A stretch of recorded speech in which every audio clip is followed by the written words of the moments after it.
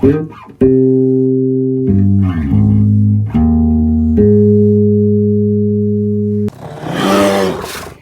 now, Grizz here, and we've got a special edition of Who Will Be the Knife of the Week?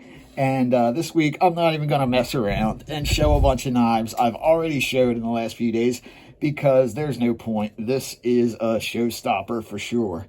What I've got here is called a German Jagdmesser, or hunter's knife.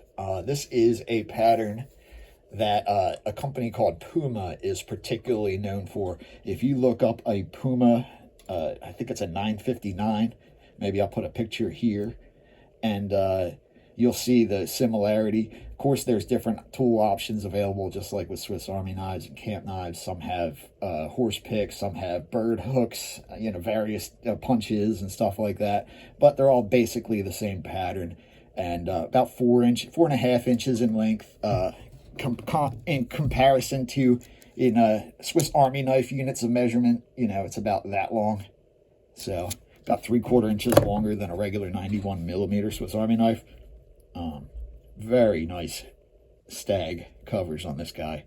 And I think they're like a match set, like from the same horn, because this looks like the inside and the outside of, yeah. I would be surprised if they weren't a match set.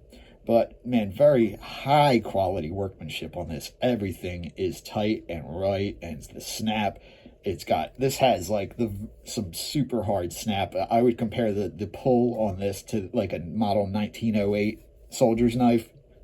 It's very comparable. Very heavy too, and it's got these huge, solid nickel silver bolsters that certainly add to the weight. Thick brass liners. Carbon steel tools, but a stainless steel corkscrew. That kind of confused me at first. I was like, why is this tool like bright and shiny and the rest are all heavily pitted? Well, probably because a lot of like Victorinox always has done, basically, and like many other companies I'm sure do, these knife makers outsource some specialty parts, particularly corkscrews. So a lot of times corkscrews and Phillips drivers are made by somebody else. It probably just wasn't worth special ordering them to make them in just carbon steel if they were only making the corkscrews in stainless at the time. So that explains that, I guess, because clearly it's original. This knife's never been apart. There's no way. And it's got this interesting little hump back here. We'll see about that in a minute. First up, we've got a pen blade. Now, this is like, usually when I see these knives, they're 3 layers, and this third layer will be like a bird hook, a hoof pick, or a long punch. But this one has a pen blade, so I guess this was like for the more refined hunter who needed to sharpen his quill and fill out his journal while on safari. Next up, we've got a serious wood saw. I mean a serious wood saw. The way the teeth cut on this, which I'm not going to be able to get close enough, but each tip is like hand double cut with a file. Very precise. It's very much a serious saw meant to do work with. I'm sure this will cut like a beast. It has a noticeable taper from the teeth to the spine, which is what you want to see in a good short saw like this, so that it doesn't keep getting caught in the slot as you cut deeper.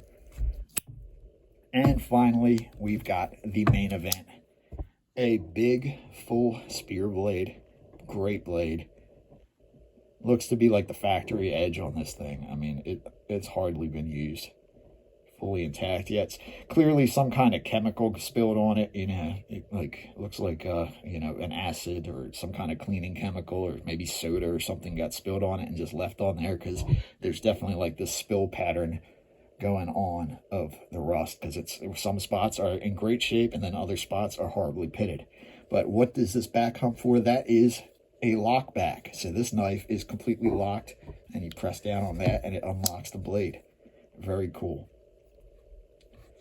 And I've seen these where they have a lock on the saw too. They'll have multiple locks back here. So very cool design. Let's take a look at these stamps if we can. here we've got the back stamp. This is a stamp, a portrayal of Othello. That's the brand they've been using. Anton J. Wingen is the maker. This company started in Solingen in 1888, and they're still in business today under the name Othello, although they mostly make just kitchen knives and kitchen products and stuff like that. Like a lot of the old companies, they've transitioned away from the pocket knife market. But very cool knife. I know if you look up this guy Anton Wingen, you'll the first thing that's going to come up is I guess he famously made the knives for the Hitler Youth. So no surprise there. Just very interesting. Very nicely made knife. Super thick stock. I just really love this knife. I mean, it's a hand-filling knife. I rarely carry a knife that actually sticks out of my hands. Most of my knives feel pretty small in my hands. And this is a big, beefy, heavy-duty knife that I would absolutely carry on a hunting expedition or something like that. Anyway, this is my Knife of the Week. Thanks for watching, and I'll see you in the next one. Petey Grizz out.